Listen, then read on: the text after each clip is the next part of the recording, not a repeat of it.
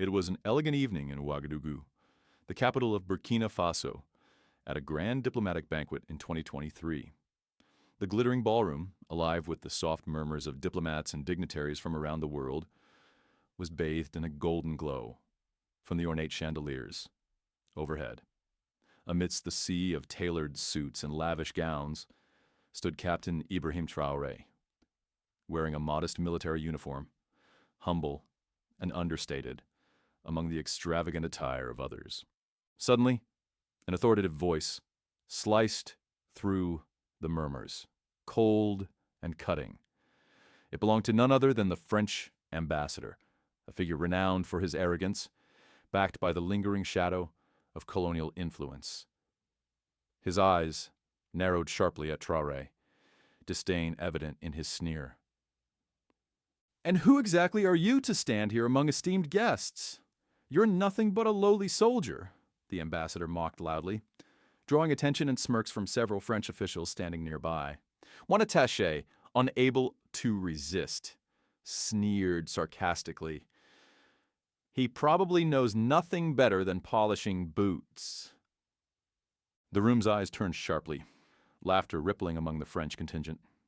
Traoré held his head high, a quiet dignity radiating from him.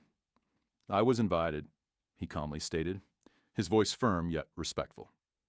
But before he could further clarify, guards swiftly approached and forcefully guided him toward the exit.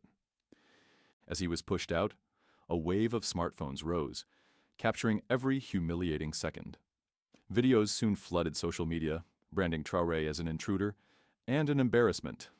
Comments erupted, cruelly mocking him as just another troublemaker and an unwanted nobody.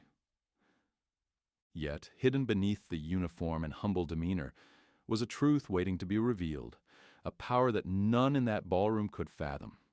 The humiliation he endured was only fuel to a fire that would soon burn brighter than anyone could ever imagine. Days passed, but the humiliation Captain Ibrahim Traoré suffered at the hands of the French ambassador lingered painfully. The mocking videos continued to trend on social media, stoking outrage and scorn. Every glance, every whisper he encountered felt tainted by judgment, a bitter reminder of the unfair disgrace he had endured. Yet, despite the public ridicule, Traoré remained resolute, silently strategizing his next move. Meanwhile, behind closed doors, the French delegation felt emboldened, their arrogance swelling unchecked. The ambassador, driven by ego, openly mocked Traoré in subsequent gatherings, sarcastically retelling the humiliating incident, his laughter echoing mercilessly through diplomatic halls. As days turned into weeks, the tensions simmered, subtly boiling beneath the polished surfaces of diplomatic etiquette. Traoré's allies urged him to retaliate swiftly, but he held firm, biding his time carefully, preparing meticulously. But every insult, every sneer piled up, fueling an anger that became almost palpable, a potent force silently accumulating beneath his calm facade. The breaking point arrived at another high-profile event, attended by international press and leaders. As Traoré entered, whispers filled the room, the French delegation openly smirking, their disdain unchecked. The ambassador boldly approached, loudly remarking, "Oh, look, our shoeshine boy returns. Haven't you learned your lesson yet?" The crowd laughed cruelly, tension thickening to suffocation. But Traoré, unshaken, met the ambassador's gaze with piercing determination. Quietly, he announced to the stunned gathering, "Perhaps you underestimate whom you've been insulting. Soon, you'll understand." His cryptic words hung ominously, yet the ambassador arrogantly dismissed the threat. Meanwhile, journalists eagerly captured the confrontation, speculation exploding online. Something significant was brewing. Everyone felt it, though few could guess the seismic shift about to unfold. Behind Traoré's composed expression lay a profound determination, hinting at an impending revelation, one that would soon shock the world, shift global alliances, and humiliate the arrogant figures who had scorned him. The day of reckoning arrived swiftly and without mercy. At a highly anticipated international press conference in Ouagadougou, the world's media had gathered, sensing something monumental was imminent.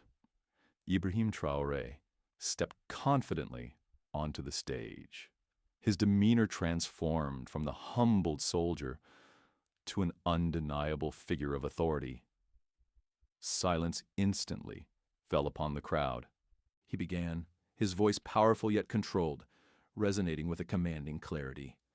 "Ladies and gentlemen, you have witnessed the humiliation I've endured, mocked openly by representatives of a nation clinging desperately to the shadows of colonialism. Today, that ends." Gasps echoed through the audience. Traoré continued, unwavering, his words cutting like steel. "I am not merely a soldier. I stand before you as Ibrahim Traoré, president of Burkina Faso. Effective immediately, our nation will sever all diplomatic ties with France. The era of disrespect ends here." The ambassador, seated arrogantly in the front row, paled visibly, stunned speechless. Cameras captured his shock, broadcasting it instantly around the globe. Traoré's words sliced deeper as he declared, "The French embassy will close immediately, its assets transformed into a cultural center honoring our African heritage. Those who belittled us will now watch from afar as we reclaim our dignity." Cheers erupted wildly from crowds gathering outside, chants echoing through Ouagadougou's streets, rapidly turning into a jubilant march, celebrating their newfound independence. Social media exploded with overwhelming support, branding Traoré the flame of freedom. The French ambassador was swiftly escorted out in utter humiliation, his arrogance reduced to desperation. Days later, France issued a formal public apology, acknowledging its deep regret for the incident and the damage caused. As the world watched the powerful transformation unfold, one message resonated unmistakably clear. Justice prevails, colonialism crumbles, and true dignity, once restored, is unbreakable.